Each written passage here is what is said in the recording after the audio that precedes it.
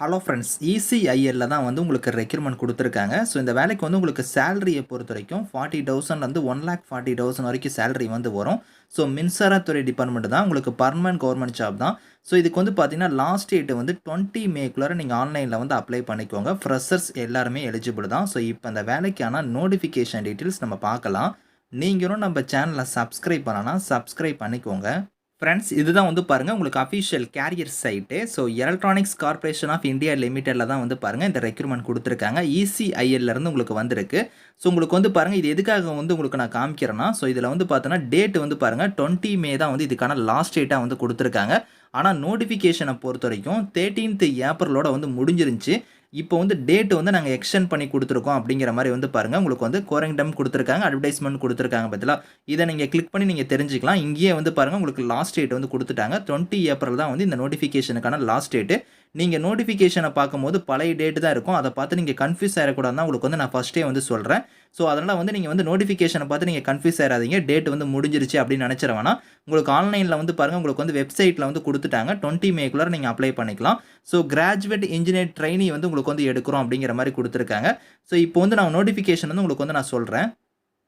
Okay. இதுதான் வந்து பாருங்க உங்களுக்கு அஃபிஷியல் நோட்டிஃபிகேஷன்ஸ். உங்களுக்கு வந்து பாருங்க கிராஜுவேட் இன்ஜினியர் ட்ரெய்னிக்கான போஸ்டிங் வந்து உங்களுக்கு வந்து வந்திருக்கு. ஸோ இந்த எலக்ட்ரானிக்ஸ் கார்ப்பரேஷன் ஆஃப் இந்தியா வந்து பார்த்தீங்கன்னா, உங்களுக்கு வந்து பாருங்க இசிஐஎல்னு சொன்னேன் பார்த்தீங்களா? இவங்க வந்து பார்த்தீங்கன்னா டிபார்ட்மெண்ட் ஆஃப் அட்டாமிக் எனர்ஜி கீழ வந்து வரும்.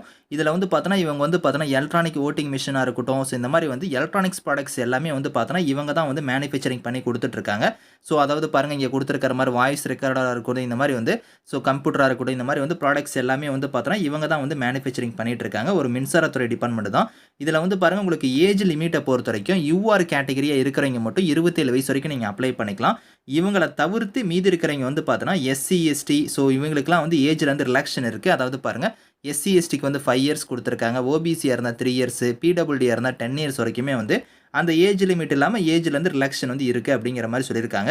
ஸோ உங்களுக்கு வந்து பாருங்க கிராஜுவேட் இன்ஜினியர் ட்ரெய்னிக்கு வந்து இந்த டிசிப்ளின்ல தான் வந்து எடுக்குறாங்க. ECE, triple E, mechanical, CSC குடுத்துருக்காங்க.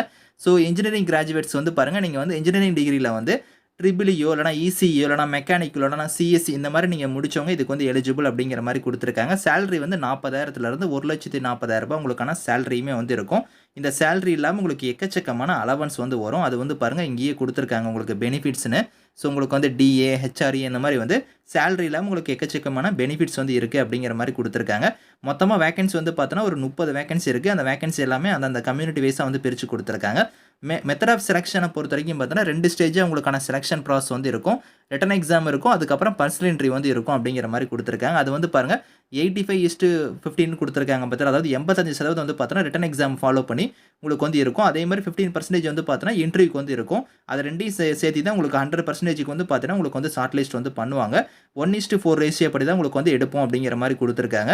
ரிட்டன் டெஸ்ட்ட பொறுத்தவரைக்கும் உங்களுக்கு நம்ம தமிழ்நாட்டுக்கு வந்து சென்னையில தான் உங்களுக்கான ரிட்டன் எக்ஸாம் வந்து இருக்கும் அப்படிங்கிற மாரி சொல்லியிருக்காங்க.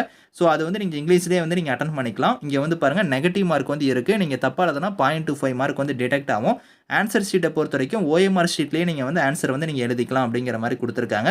ஸோ அத ஃபாலோ பண்ணி உங்களுக்கு பர்சனல் இன்டர்வியூ வந்து இருக்கும். அந்த ஷார்ட் லிஸ்ட் ஆகுற கேண்டிடேட்ஸ் எல்லாரும் வந்து பார்த்தோன்னா, பர்சனல் இன்டர்வியூக்கு வந்து போகுற மாரி இருக்கும். அது எங்க நடக்கும்னா, ஹைதராபாத்ல தான் நடக்கும் அப்படிங்கிற மாரி குடுத்துட்டாங்க. ஸோ ரிட்டன் எக்ஸாம் பொறுத்தவரைக்கும் நீங்க வந்து சென்னையில வந்து எழுதிக்கலாம். ஆனா வந்து இதில இன்டர்வியூக்கு நீங்க போகும்போது வந்து பார்த்தோன்னா, ஹைதராபாத் போய் தான் நீங்க வந்து இன்டர்வியூ வந்து அட்டெண்ட் பண்ற மாரி இருக்கும். அந்த இன்டர்வியூக்கான டேட், வென்யூ, டைம் எல்லாமே வந்து பார்த்தோன்னா, நாங்க ரெஜிஸ்டர் இமெயில் ஐடிக்கு வந்து நாங்க சென்ட் பண்ணிருவோம் அப்படிங்கிற மாரியும் சொல்லியிருக்காங்க. ஸோ டாக்குமெண்ட் வெரிஃபிகேஷன்லாம் வந்து பாருங்க என்னென்ன எடுத்துட்டு வரணும்னு எல்லாமே இங்க குடுத்துருக்காங்க. ஸோ செக் பண்ணிக்கோங்க.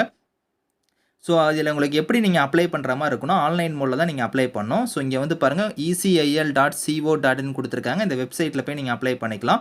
ஸோ ஸ்டெப் பை ஸ்டெப்பா உங்களோட டாக்குமெண்ட்ஸ்லாம் குடுத்து நீங்க அப்ளை பண்ணிக்கோங்க. ஸோ அப்ளிகேஷன் ஃபீஸ பொறுத்தவரைக்கும் பார்த்தோன்னா, யூஆர், இடபிள்யூஎஸ், ஓபிசியா இருந்தீங்கன்னா ₹1000 ஃபீஸு.